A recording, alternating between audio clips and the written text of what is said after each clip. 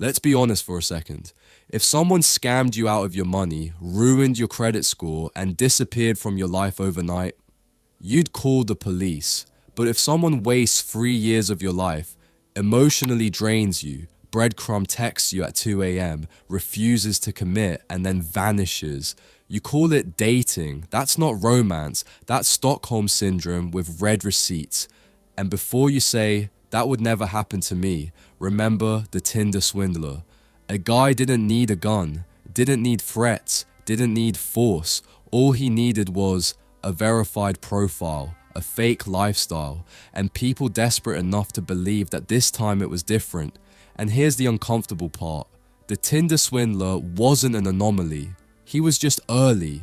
Because modern dating didn't just make it easier to find love. It made it easier to lie, disappear, manipulate, and replace people without consequences. You don't get ghosted because people are busy. You get ghosted because you're optional. And today, everyone is optional. That's what this book is really about. Not dating apps, not texting etiquette, not love languages. It's about how we turned human connection into a marketplace and then wondered why everyone feels disposable. This video is based on the book Modern Romance by Aziz Ansari, written in collaboration with sociologist Eric Kleinenberg. Yes, that Aziz Ansari, stand-up comedian, actor, writer, cultural observer hiding behind jokes so he can say uncomfortable things without getting punched. But this book isn't comedy, it's a post-mortem. A sociological autopsy of how dating went from, do you want to build a life together, to, what are you doing tonight, to silence. Aziz didn't just sit in his apartment guessing why dating feels broken. He traveled, interviewed hundreds of people across different countries, analyzed dating data from apps like OkCupid and Match.com, read your texts, literally, and what he found is unsettling. We have more freedom, more choice, more access, and more technology than any generation before us. And yet we are more anxious, more lonely, and more confused about love than ever. This video falls under the Fair Use Act. It's for educational purposes only. We are not reading the book to you, we are interrogating it. Because just summarizing this book politely would be a waste of time.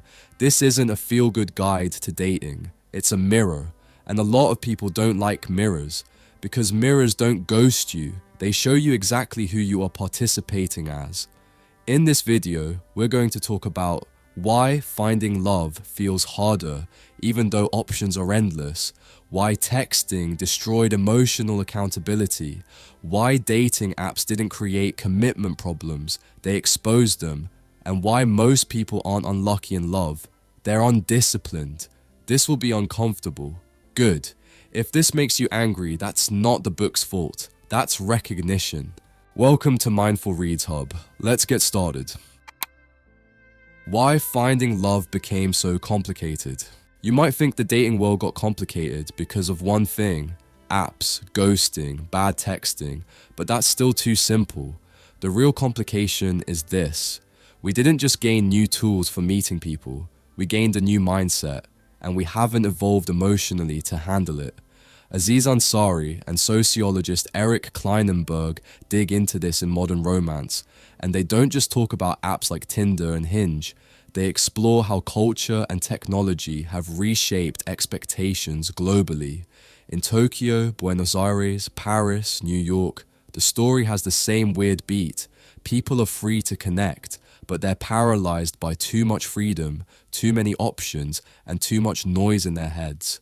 Back in the day, romance had constraints, geography, social circles, family expectations, which sounds like a nuisance until you realize those constraints filtered your choices.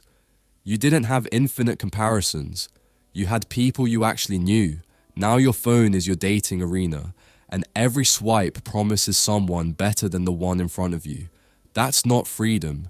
That's a psychological trap known as the paradox of choice, a concept dating back to psychologist Barry Schwartz, and one that Aziz uses again and again to explain why people struggle to commit.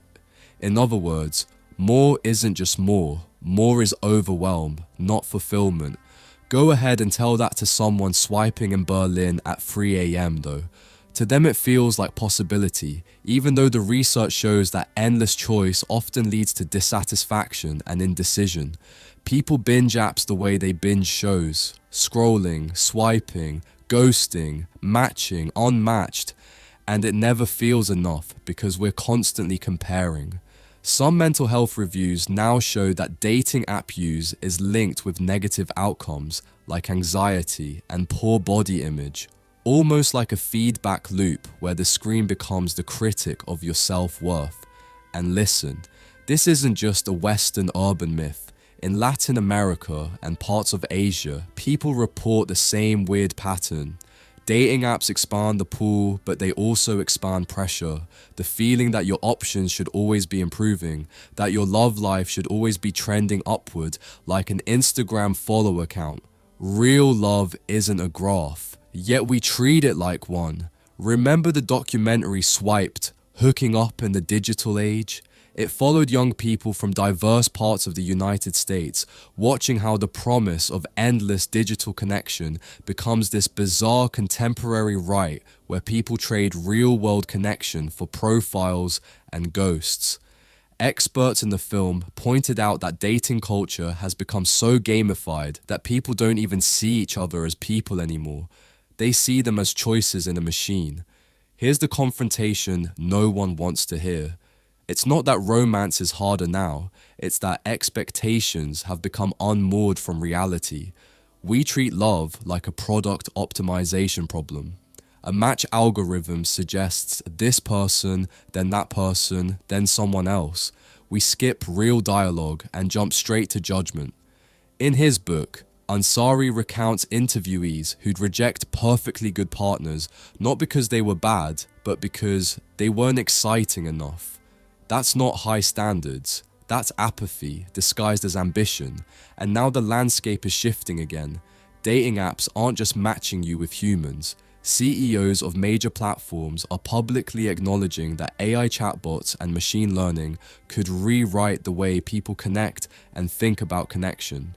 Justin McLeod of Hinge, for example, has warned that romantic AI could be playing with fire because simulated connection might feel easier than the messy, real-world work of vulnerability and authenticity. But here's the irony. People are exhausted by all of this. Even influencers and coaches like Jay Shetty, someone popular for talking about love and purpose, spend podcast episodes urging listeners to focus on trust, authenticity, and values instead of endless surface comparisons. Shetty's guidance isn't wild wisdom from another planet. It's a reaction to the cluttered, noisy world of modern dating where people chase signals instead of truth.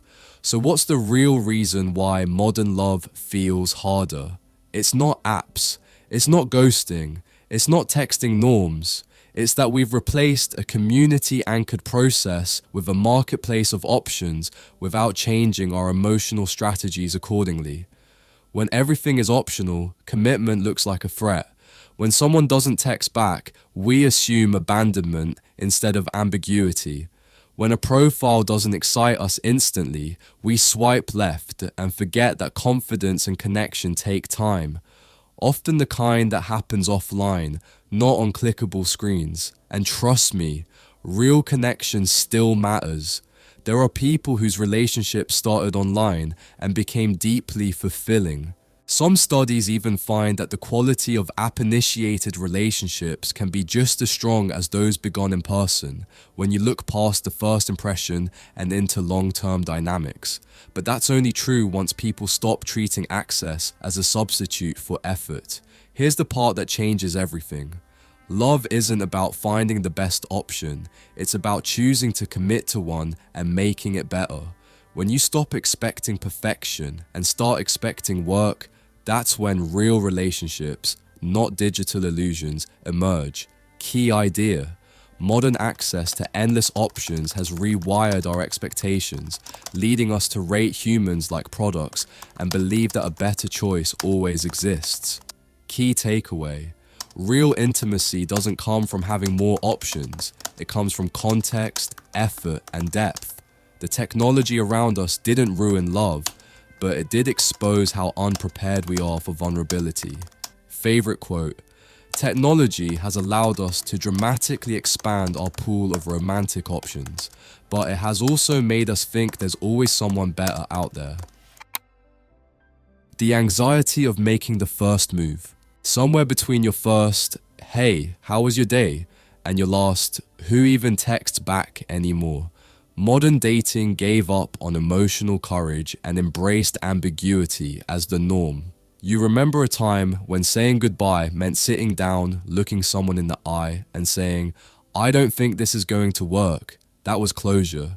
Now a relationship can end with zero explanation, zero accountability, and zero empathy. It vanishes like a haunted house. Lights on 1 second, gone the next. That's ghosting, and it has become the signature breakup style of the 21st century, not just in the US, but around the world. Studies consistently show that between 20 and 40% of adults have experienced ghosting, and a significant portion admit they've been both the ghost and the ghostee. That means the culture itself is colossal, not accidental. The book hints at this without dramatizing it. The ghost in the machine is born from choice overload. You don't have to say goodbye because someone else is already waiting in the match queue. But real-life data now shows that this behavior isn't just annoying, it's psychologically hurting people.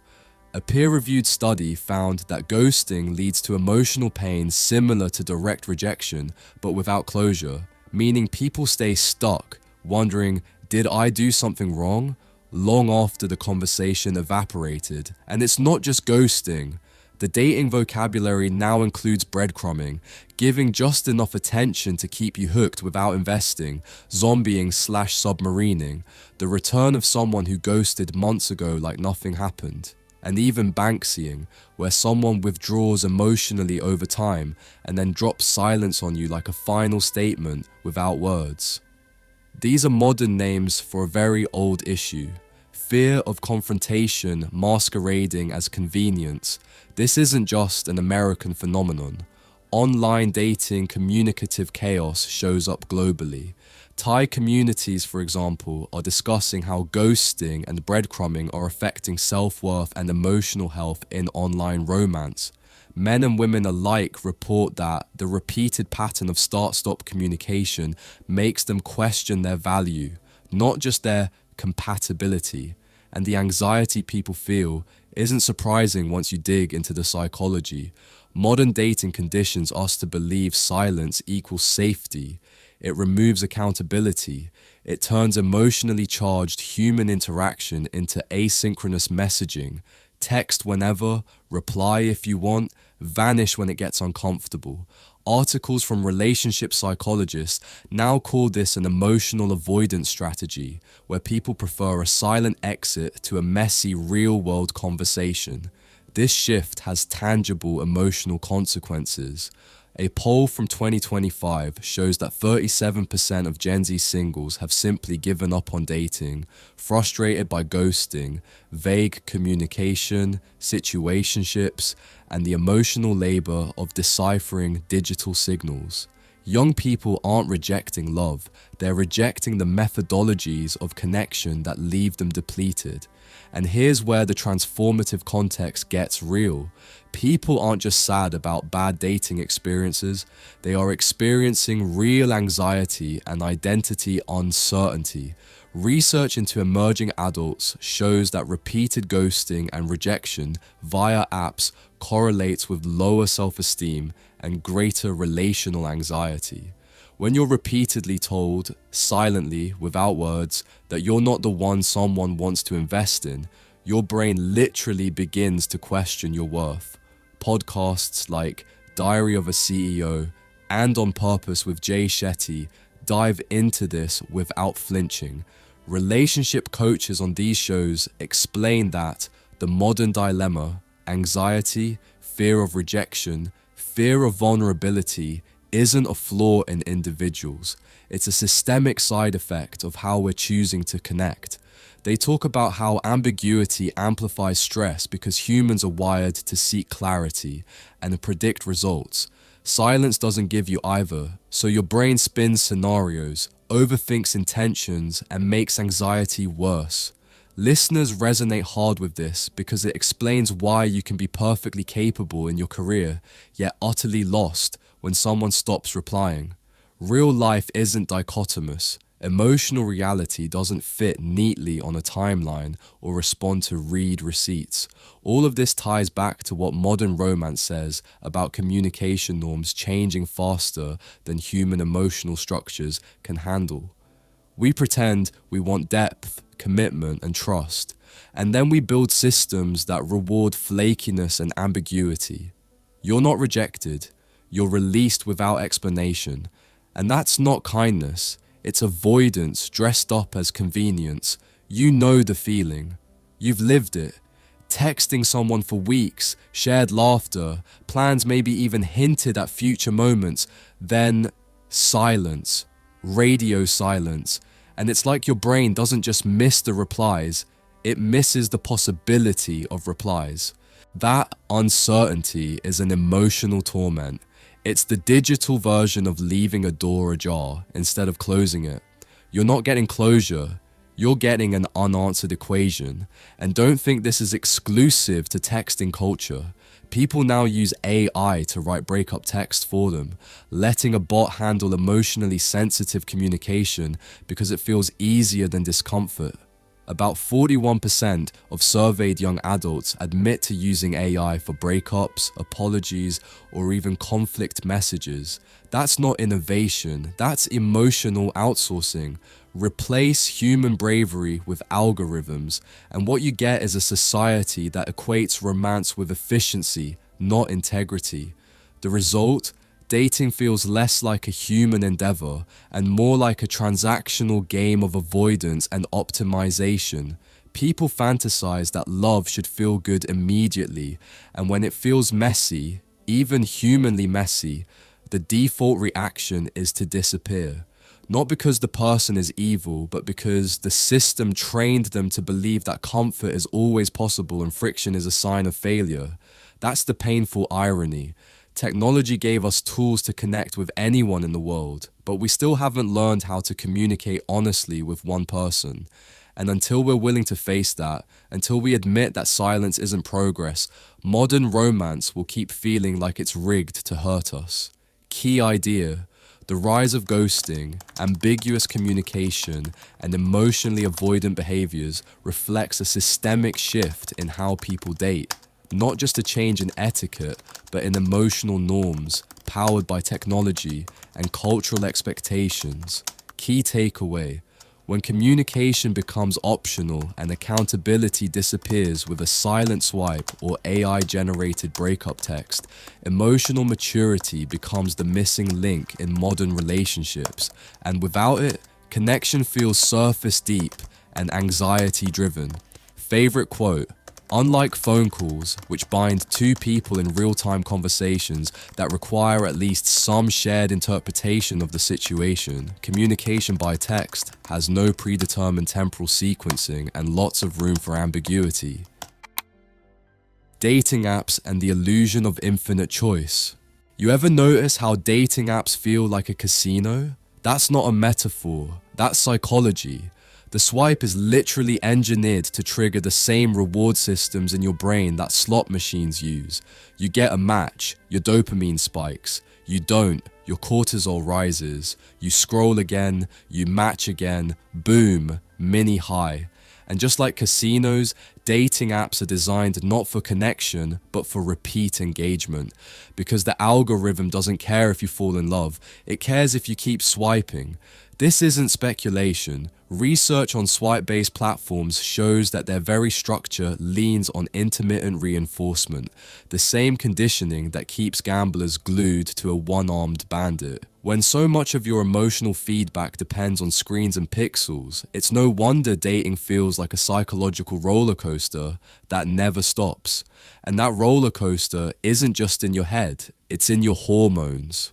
A study reported in 2025 by eHarmony and Imperial College Business in London found that dating app use can mess with your hormonal balance, triggering stress responses like elevated cortisol, the same hormone your body releases when it thinks you're in danger, and even affecting your libido when matches and rejections cause spikes and drops in testosterone. The result? You're not just emotionally exhausted, your body is too. This dating app effect is part of the reason that modern romance highlights something deeper than just profiles and matches. It's about how choice changes your psychology. Aziz Ansari and Eric Kleinenberg explain that when you believe there's always someone better one swipe away, commitment becomes optional, effort feels expensive, and the idea of settling turns into a kind of cultural dirty word. People start scanning for a perfect match instead of discovering whether an imperfect one could be perfect for them.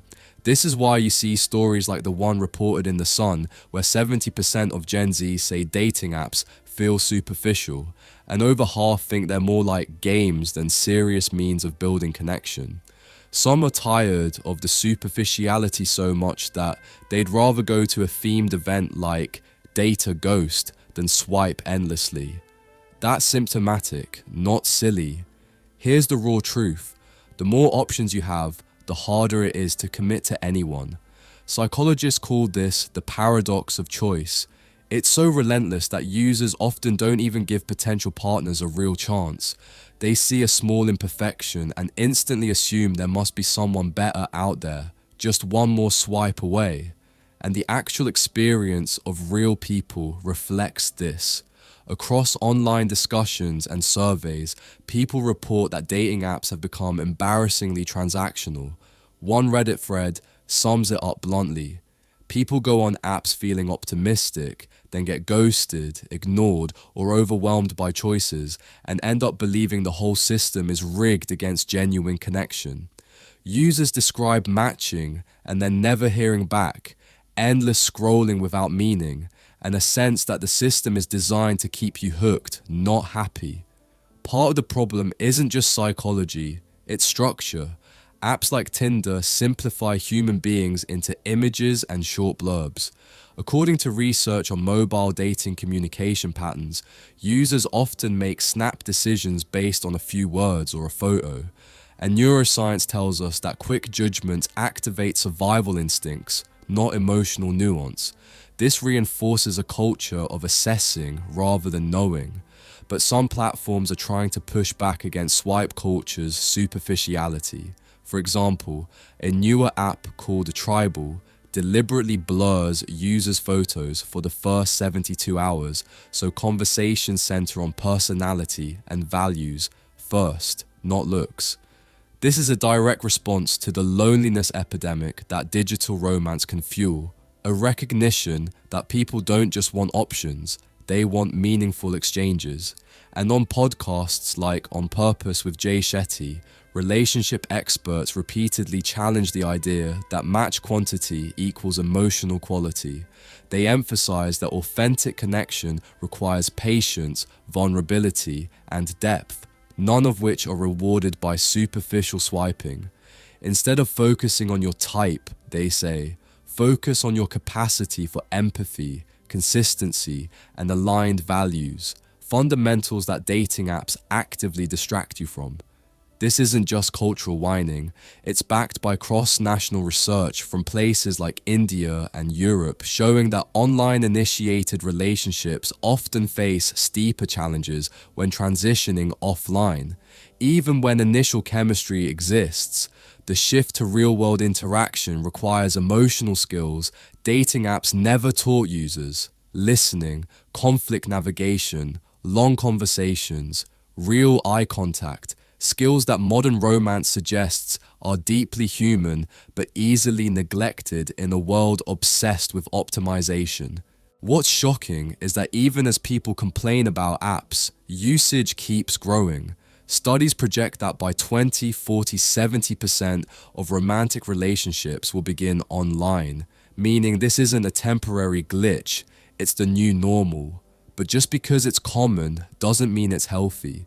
Clinicians are now reporting increased anxiety and self-esteem issues tied directly to app culture, suggesting that the mental health costs of convenience may outweigh the romantic benefits. Here's the confrontation most people avoid. The problem isn't just technology, it's expectation. You've been primed to believe romance should be easy, immediate, and perfectly tailored to you. When reality doesn't match the app interface, you think the system failed, when really your brain, your patience, and your capacity for depth failed. And modern romance exposes this, not by blaming technology, but by showing how rapidly cultural norms outpaced emotional maturity.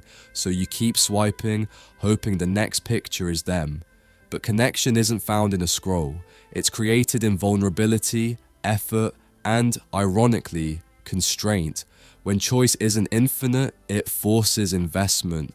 When communication is slow, it demands patience. When someone truly matters, they deserve more than an emoji reaction. Key idea. Dating apps give the illusion of limitless choice, but that very illusion undermines commitment, connection, and emotional development, turning love into a psychological game. Key takeaway. When you treat people like options in a chooser's buffet, you lose the art of building connection. Real intimacy requires depth, focus, and courage beyond what algorithms reward. Favorite quote, that's the thing about the internet.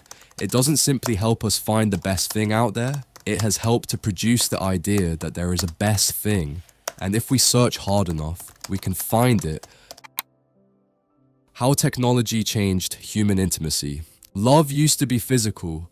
Eyes meet, hearts race, hands touch. Now love can be a text, a photo, a subtle emoji, a late night sext, and a betrayal just as sharp as a broken promise in person. When modern romance explores how technology changed intimacy, it doesn't just skim surface patterns, it pulls a thread that unravels the very expectations of fidelity, desire, and trust. We talk about swipe culture, ghosting, texting anxiety, but in this era, the fight for intimacy has morphed into something we barely recognize as human anymore. You can be attached to a partner, yet emotionally entangled with someone else online, and that complicates everything that once helped us feel secure. The digital world didn't just expand how we meet people, it expanded how we betray them. And that's a story most people refuse to confront because it's intimate, ugly, and honest. Surveys from 2025 show that in today's dating landscape, 61% of singles now believe sexting or developing emotional feelings for an AI companion crosses the line into cheating, and many see it as just as harmful as a physical affair. People are redefining what constitutes betrayal in love because our technology makes the emotional bonds feel real, even when the bodies are distant. Sexting with another human, flirting with an AI bot, forming emotional attachments online, these aren't hypothetical anymore. They're people's lived experiences. And a full third of those surveyed say that sexting with an AI counts as cheating in itself. When nearly half of daters suspect their partner of infidelity, many don't sit down and talk. They grab their partner's phone or dig through their digital footprints. Around 42% of singles reported using tech tools like location sharing and even hidden cameras or AirTags to try to confirm suspicions, because technology didn't just make betrayal easier, it made surveillance normal. That's where the digital age collides with human insecurity. We're so afraid of losing someone that we trade privacy for proof. But what we really end up with is a culture where trust is assumed to be fragile until proven otherwise. Couples argue about chat history, hidden messages, or unexplained likes, none of which were problems before smartphones became an extension of ourselves. Even deciding what counts as cheating is now a battleground. Flirting with an ex, secret sexting, or even watching porn. People have wildly different definitions of betrayal, and many don't talk about boundaries until something breaks first. Modern technology didn't invent sex, but it redefined accessibility, meaning, and impact. Research has shown for years that behaviors facilitated via phone or online, like coercive sexting or digital monitoring, can become a context for harmful patterns of abuse or aggression, especially among younger adults. That means what starts as a flirtatious text or a suggestive photo can spiral into cycles of control, insecurity, and psychological harm.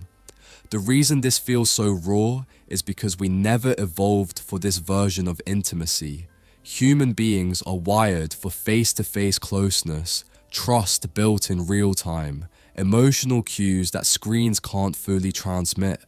Research across cultures, from Italy to Colombia, during the pandemic showed that sexting increased dramatically, not just for casual thrills, but as a coping mechanism for isolation, stress, and lack of physical contact. It became a substitute for missing human proximity. What was once a private sexual or romantic act became public, digital, shareable by accident or design, and stored indefinitely online. The permanence of digital content makes betrayal feel louder, harsher, and almost unavoidable once discovered. Reddit stories and forums are filled with people who found out their partners were sexting others, lying about it, and then justifying it as not really cheating. Some say it's just chatting, while others feel like their world collapsed when they discovered hidden conversations or photos, because in the digital age, emotional intimacy can be just as real as physical intimacy. On podcasts like The Diary of a CEO and On Purpose with Jay Shetty, coaches break it down. When intimacy is mediated by screens and text, people get confused about what trust even is. They end up measuring loyalty by whether someone physically leaves the room, not by whether they emotionally wandered long ago. Jay Shetty, in episodes on love, talks about how technology forces us to rethink fundamental questions, like what constitutes closeness, vulnerability, and commitment. When an app message can trigger as much emotional response as a real-world interaction, humans begin to blur lines that used to be clear. This isn't just modern angst or a momentary phase. Global studies show that technology-mediated sexual behavior, including sexting and cyber intimacy, has emotional consequences that aren't fully acknowledged. Some people who sext within relationships don't see it as cheating, while others view it as a violation of trust, and the inconsistency alone reveals how unclear our emotional rules have become. The problem isn't just that technology allows cheating in new ways, it's that it turns what would once be private and fleeting into public and permanent. A message shared in confidence can be screenshotted, sent to others, or discovered years later. The digital footprint of our romantic lives now lingers long after the feelings do. And snooping. Many people justify it as necessary because boundaries were never discussed to begin with. But when you need to spy on your partner to feel secure, that's not intimacy. That's distrust dressed up as investigation. Relationships suffer not because people are bad, but because the digital landscape made it easier to avoid honest, difficult conversations about fidelity, boundaries, and respect. So seduction turned digital isn't just about sex messages, it's about how we've offloaded courage to machines. We text instead of talk, we sext instead of connect, we hide instead of disclose. And then we wonder why relationships feel fragile. Key idea. Technology has expanded the avenues for intimacy and betrayal, blurring boundaries between emotional connection and infidelity, and forcing couples to redefine trust, commitment, and what counts as cheating. Key takeaway. In the digital age, it isn't just betrayal that has evolved. Our definitions of love, trust, and fidelity have shifted, and until we confront how technology reshaped these emotional rules, relationships will continue to fracture under the weight of ambiguity. Favorite quote: "As a medium, it's safe to say, texting facilitates flakiness and rudeness and many other personality traits that would not be expressed in a phone call or an in-person interaction." What other cultures know about love that we don't. Love isn't the same everywhere, but you're taught everywhere to believe it is. That's the trick. We act like everyone around the world is wrestling with the same Tinder swipes, ghosting, and thumb scroll anxiety, but that's a Western cultural export, not a universal human condition. When you start looking beyond your newsfeed, you realize that different cultures treat love, commitment, and connection with radically different rules, rituals, and expectations, and that modern romance is only a part of that kaleidoscope. In some places, dating isn't about choice at all, it's about integration. Take the famed Shanghai marriage market, a real-life phenomenon where parents gather in public parks to trade information about their single children, essentially operating a traditional matchmaking marketplace. It's a response to rapid individualization in China, but also a pushback against the loneliness modernity can bring. Older generations confronting the pressure their kids feel to choose a partner alone in a vast, fast-changing city. Contrast that with Turkey, a culture that, because of its blend of East and West, still carries traditions of parental involvement, collectivism, and arranged marriage alongside emerging independent young lovers. In Ankara, roughly a quarter of marriages are still arranged, though many involve courtship after introduction, blending tradition with autonomy. The difference with the West isn't just how people date, it's why. Extensive cross-cultural research from over 175 countries reveals that romantic love, while nearly universal, expresses itself differently depending on social norms, gender equality, and relational mobility. In some cultures, collectivism and family involvement remain central, where marriage is less about self-fulfillment and more about community stability and honor. In others, individual freedom and emotional fulfillment take precedence, and that shapes how people experience love. A large comparative study shows that in more modernized countries, people often score higher on intimacy and passion, but when modernization reaches a certain point, intense love actually drops. That means once societies become highly individualistic, the romantic flame doesn't burn forever. It just becomes another item on the checklist. Meanwhile, across cultures, the meaning of love itself varies. In some East Asian communities, love might be measured in actions rather than words. Sending a gift via messenger, like a digital token of care, isn't just a virtual gesture, it's embedded with cultural values about generosity and commitment different from Western ideals of romance. And then there's the way societies value relationships. Global research shows that singles in cultures emphasizing traditional family roles often report lower happiness than singles in societies prioritizing individual freedom. In some countries, being single still carries stigma, so relationships carry social meaning beyond personal happiness.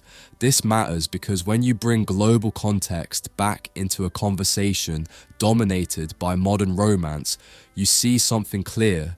The frustration people feel with contemporary dating in the West isn't a human universal, it's a specific cultural crisis. A crisis of individuality, market logic, and self-optimization. In places with stronger communal traditions, romantic partnerships are negotiated not just between two people, but within families and communities. That doesn't make them better, just different. It also doesn't insulate them from modern tensions. Many young people in collectivist contexts now juggle desire and duty, personal freedom and filial expectation, creating hybrid forms of courtship that Western observers might call compromise, but locals call real life. Look at podcasts and research conversations happening now.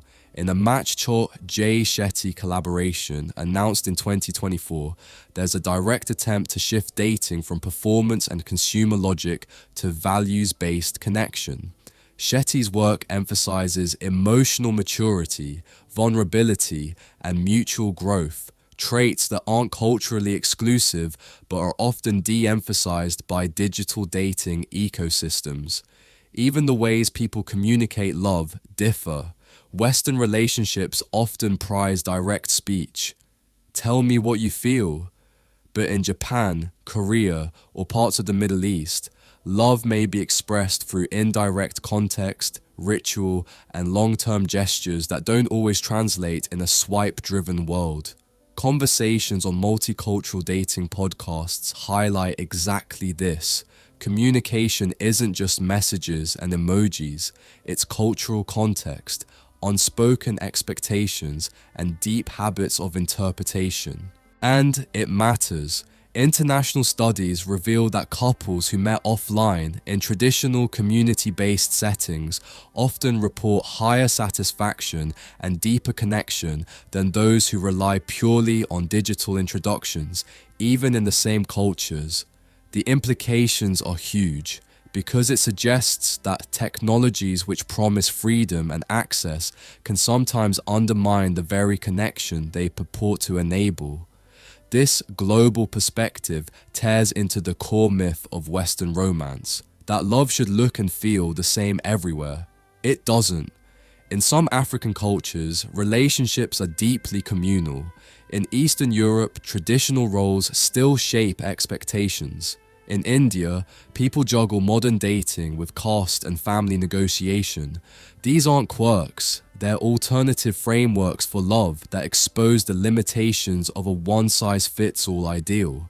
So when modern romance zeroes in on loneliness and choice overload in the West, it's not denying that love matters elsewhere, it's revealing that technology and culture collided here first, loudest, and most disruptively. But global context shows that human beings, everywhere, are still hungry for connection. They just navigate it with different tools, values, and social backdrops. Some rely on family markets and parks, others on community networks, others on cross-border migration and intercultural exchanges that span continents. This isn't comparative judgment, it's perspective. Because when you step outside the Western dating bubble, you see that modern love's complications aren't universal. They're culturally manufactured and shaped by values that prioritize individual choice over relational cultivation.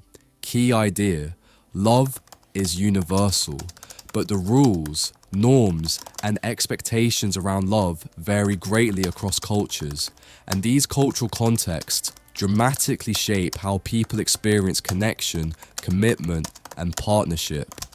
Key takeaway: when you view modern dating through a global lens, you realize the problems aren't inherent to human intimacy. They are symptoms of specific cultural logics, and other societies offer alternative models that reveal both the limits and the possibilities of Western romantic assumptions. Favorite quote: when I've really been in love with someone, it's not because they looked a certain way. It was more because when I watched a certain TV show or ate a certain cuisine with them, it was the most fun thing ever. Settling down in a world that never stops offering more. You ever notice that the people who say they want commitment are the first to disappear when something real arrives? That's not coincidence. That's a global pattern that modern romance barely whispers, but we now see screaming in the data. Commitment anxiety is the spectre haunting modern love. Because we've been trained to search for better, to value options over investment, to call things situationships instead of relationships. And now, a whole generation is discovering that once you actually get close to someone, fear kicks in. That's not emotional fragility, that's cultural remodeling of the human attachment system, and it's everywhere you look. A Rasmussen poll from mid-2025 found that 37% of singles under 30 have just stopped dating altogether. Not because they don't want love, but because the whole methodology of connection feels alien, exhausting, and emotionally unsafe. People talk about situationship burnout like it's a joke, but it's really a symptom of a deeper disillusionment, that love built on digital convenience feels hollow in real life. Gen Z TikToks complaining about 1960s romance in a 2025 world aren't nostalgia trips. They're cultural punchbacks against the system that turned love into a task, not a journey. This exhaustion isn't just anecdotal. Research on mobile online dating fatigue shows that dating app culture, with its acceleration, efficacy demands, parallel dating, and non-commitment norms, doesn't just make dating harder because of ghosting or endless choice. It creates a negative psychological loop where the more you engage, the more burnt out and unsure you feel about forming lasting bonds. People get tired of the cycle of hope, rejection, disappointment, and repetition precisely because it conditions them to expect inconsistency. But the world is pushing back. In 2025, an article from NDTV described how commitment has gone from uncool to cool again. A counter-trend where many young people are actively rejecting ambiguity and craving deeper, more intentional, long-term connections. That isn't just reverse trends. It's a cultural correction that explicitly recognizes that half-hearted love leads not to freedom, but to emotional fragmentation. Think about it. We've convinced ourselves that being single was empowering, yet countless people confess privately they aren't single because they choose to be. They're single because they're terrified of losing the illusion of choice. That fear, psychologists say, is a form of commitment anxiety, an avoidance pattern that kicks in not when love starts, but when real mutual investment is requested. Humans resist loss more than they pursue gain, and commitment feels like loss in a world built on endless possibility. Podcasts like On Purpose with Jay Shetty tackle this head on. Jay Shetty, who's been married for nearly 10 years, talks about how long-term love demands adaptability, not perfection. You don't marry a person once, you fall in love repeatedly with the person they become over time.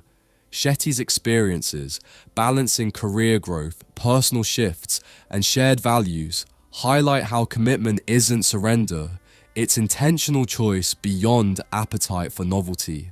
On the Diary of a CEO, Shetty also lays out what he calls the 4 pillars for long-lasting relationships. Not chemistry, not spark, but traits like trust under pressure, mutual growth orientation, shared vulnerability, and commitment to love through discomfort. These aren't romantic tropes, they're psychological essentials.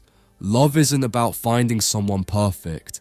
It's about building capacity for connection with someone willing to do the work too.